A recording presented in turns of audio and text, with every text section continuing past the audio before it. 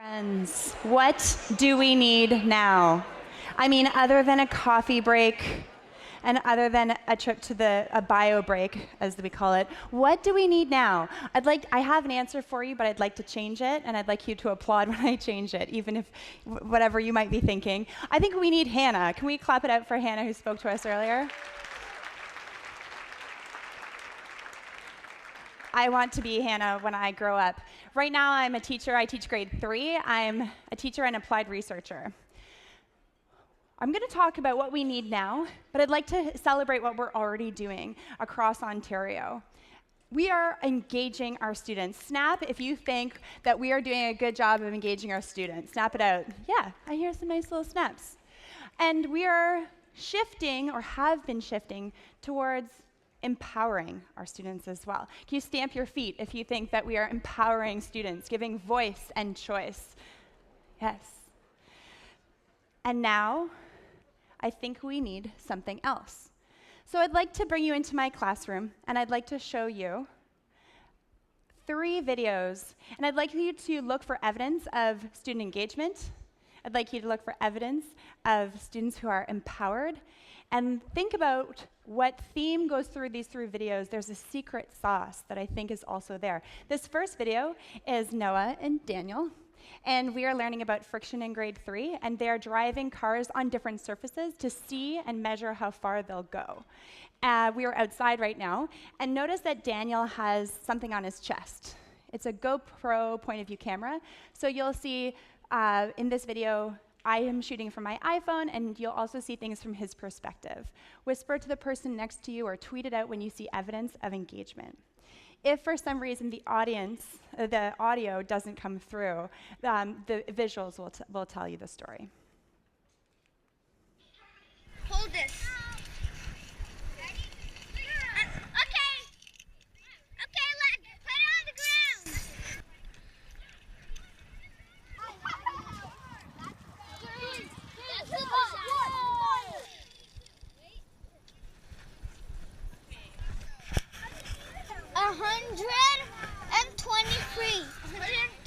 Centimeters. It's 123 centimeters. 1, 2, 3.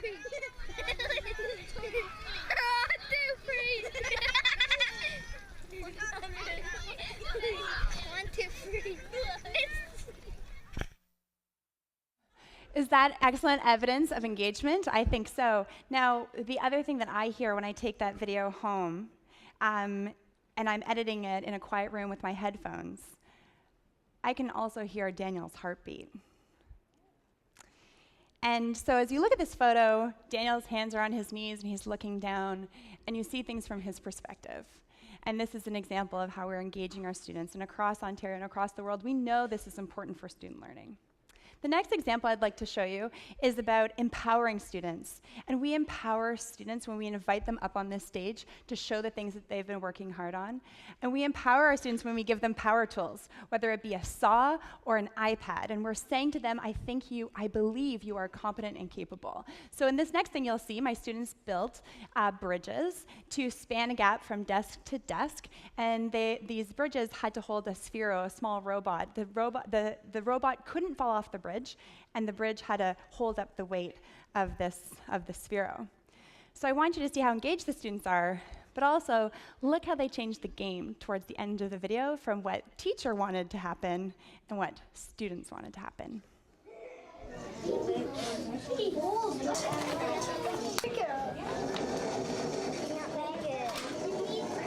So it's too steep for him, isn't it?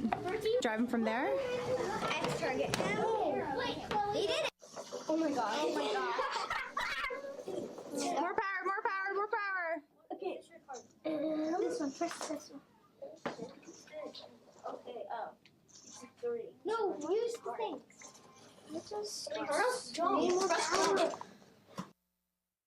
Miss Cordy, we don't want to do this desk-to-desk thing. We want to put all these together in a giant marble run. And I'm like, why not? That sounds great to me too. The next example that I'd like to show you, and again, you're looking for evidence of engagement and empowerment, but some other secret sauce of something we need now. These are my students. At the end of our structures unit last year, I brought in 11 Christmas trees, and we used these Christmas trees to create dens for our kindergarten students to keep them warm on the yard. So if you're thinking, oh, looks like a pretty awesome classroom so far, watch how it goes horribly wrong at the beginning. Hello, people. What is your plan? What is your plan? We don't know. We're making kind of like a teepee. That's what's happening. Then we did not talk this through. We have not made a plan. Okay. I don't know, guys. Let's think about it. Is it going to stand up to the wind?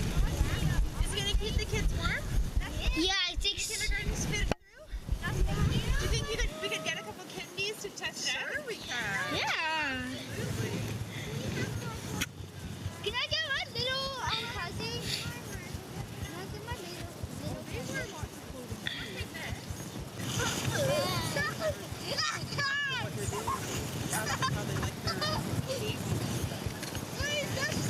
Do you guys like it? Yeah!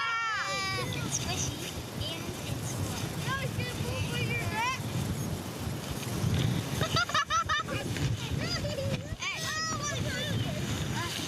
I want it. Hello back there. Hello back there.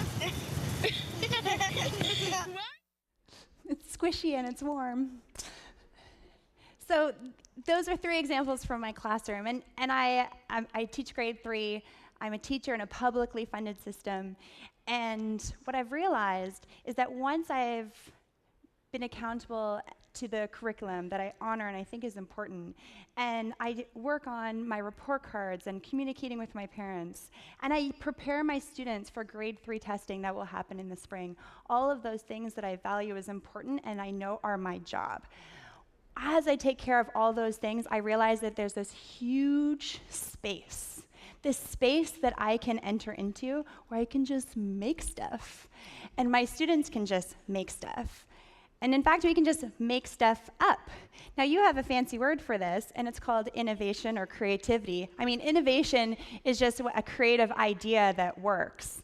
If you talk to a kid, we don't say creativity and innovation. We say we're making stuff, and we make stuff up.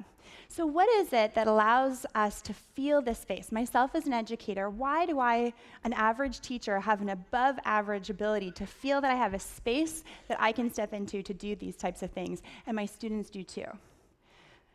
Ken Robinson says this about education. He says this about creativity. He says that we are educated out of creativity. But I wonder about this. Have we been educated out of creativity? Have we been educated out of citizenship? Have we been educated out of all these things? Or as before that, have we been educated out of something else? Perhaps we've been educated out of mindfulness. You see, I think that creativity and citizenship are like apps on your phone. They are things that sit on top of something else that makes them run. We call that an operating system. Your phone has an operating system and allows all those other things to work. So what is our operating system? And how can we get our students to work on theirs? So when you look at those videos, maybe you're wondering, what is that secret sauce? And when we look at Hannah and all the students that shared this stage this morning, what is unique about those students? And how can we have more of that happen for students and teachers and ourselves across the board? And I think that it's working on our operating system, this mindfulness piece. This is what how the research defines it. This is the first line in my research paper on a study that I collaborated on last year. I always read this in this voice, contemporary research, blah, blah, blah. So in your deep research voice, read this, please.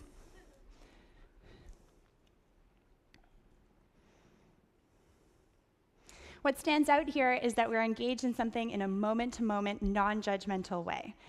And there's a load of research that shows in adults that mindfulness training, so specifically meditation and yoga, has tremendous impact on adults. There's very little research that shows that that is true in young school-aged children.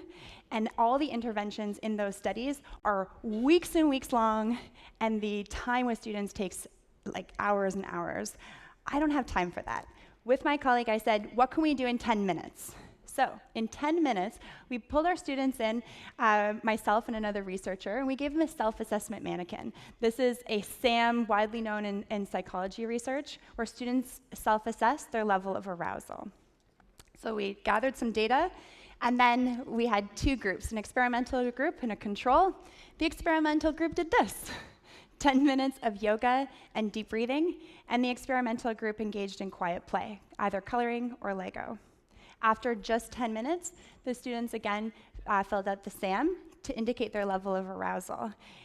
And in only 10 minutes, we were able to show that there's a significant change in the students' arousal, and that in a 10-minute interval, specifically doing yoga and deep breathing, that was different than just having quiet play. The main idea here is that your body affects your mind, and that if this is our operating system that we're talking about, it's worth being aware of that.